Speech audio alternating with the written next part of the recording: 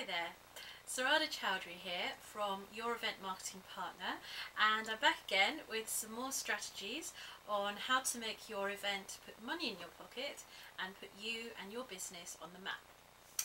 Now this week I'm going to be talking to you about how to decide whether or not you need to be charging for your event. Now I'm going to talk to you about this because I get asked this question quite a bit. I come across people who say to me, well, I'm putting on an event, it could be a virtual event, it could be a conference or a workshop, but I don't really know whether I need to be charging for this, how much should I be charging, when do I move from doing it for free to actually charging, all sorts of questions around this area. So I thought, well, I'm going to start by tackling some of the most common things.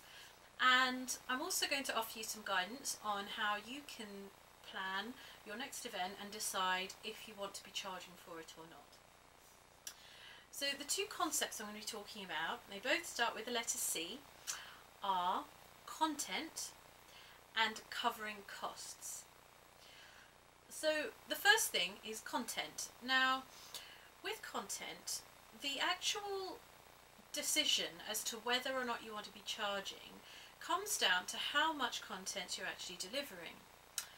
And the general rule I stick to is if you are going to be covering quite a lot of content, you're going to go in depth. For example, you're going to be actually using the event to teach people a new skill, a new concept. You're going into depth about maybe a product they've bought and you're actually going to be teaching them how to use that product. Or it's a completely abstract concept like how to market or how to do a really good sales letter, and you're going to be going into a lot of depth.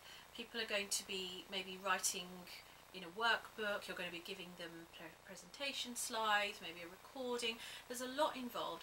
Then that's when you want to be charging, because if you think about it, there's a lot that goes into doing that kind of an event.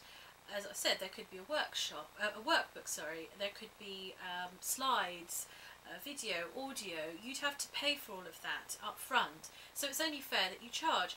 But not only that, people are going to get a huge amount of value because you are going to go so much in depth in that 1 day, half day, maybe 3 days. So that's how you can decide, well, you know, how much depth of content am I delivering in this event.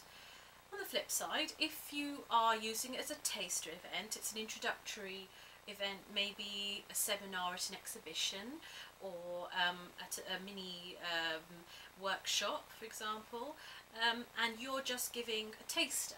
You're saying, right, well, I'm going to be talking about the first 3 of the 7 steps to my system. Or you're going to give an overview of the 7 steps to your sales system or marketing system, or your bookkeeping system, or whatever it could be. Then that seems fair to keep it free, because ultimately you're using that event as the first stage in people getting to know you.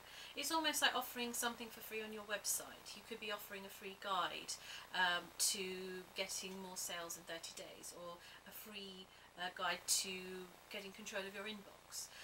It's a similar sort of concept. People are getting a taster of you, what it's like to work with you, and so you want to actually reduce the barrier to getting people there through the door, so it's fair to offer that sort of thing for free.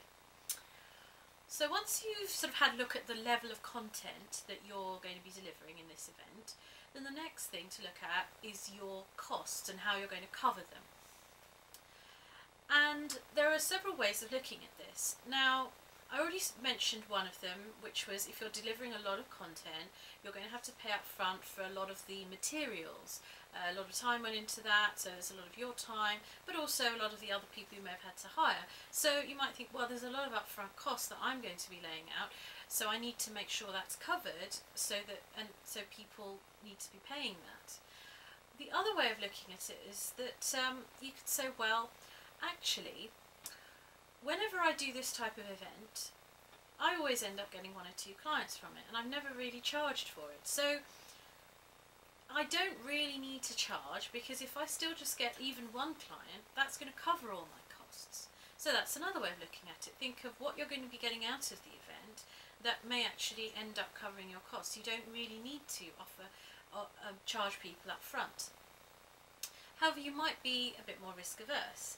You might be thinking, well, yes, it is a small event, but I'm just a bit nervous of paying this money out, and I just want to make sure that I've at least got some security there, and I've got some money back, even if nothing else happens. And that's fine too. And what you can do in that case is you can charge a very nominal fee. You can say, well, just £10 for refreshments and to cover the cost of the venue. And that's perfectly reasonable. That's not really a very big barrier to entry either. You know, some people think, oh, is that going to stop people coming? Not necessarily, because again, if people see the value you're producing in the event, then they're going to want to come anyway. So you could just have a very minimal charge or a very nominal charge. But a third way of looking at it is you might think, well, I should really be charging for this event, but I don't really feel comfortable charging for it. Maybe I should get some sponsors to help me cover the cost. And that's a really great idea, because you could team up with somebody in your network who also maybe wants access to the same market, and you know that they deliver a lot of value to your audience, the people that are coming. So you can charge them a fee, and that can go towards covering your costs. And that way you can offer the attendees a free event which you would normally be charging for. And again, that's even a good way of marketing the event. You can say, well, normally I would charge X amount for this event, but you know, thanks to so-and-so, we've actually been able to offer you this amazing event for free, so we'd really love for you to join us. And that's a really great technique I've seen used time and time again with great success. So there's your two techniques: content and the depth of the content you're delivering, and whether or not you need to cover the costs. So I hope that helped you, and as always, please leave a comment below and let me know what you thought. I'd really love for you to also join me on Facebook. You can find me at facebook.com/event marketing partner, or you can follow me on Twitter at myeventpartner.com. And if you want these videos sent to your inbox every week, just send me an email at sarada@eventmarketingpartner.com. Have a great week, and I'll see you next time.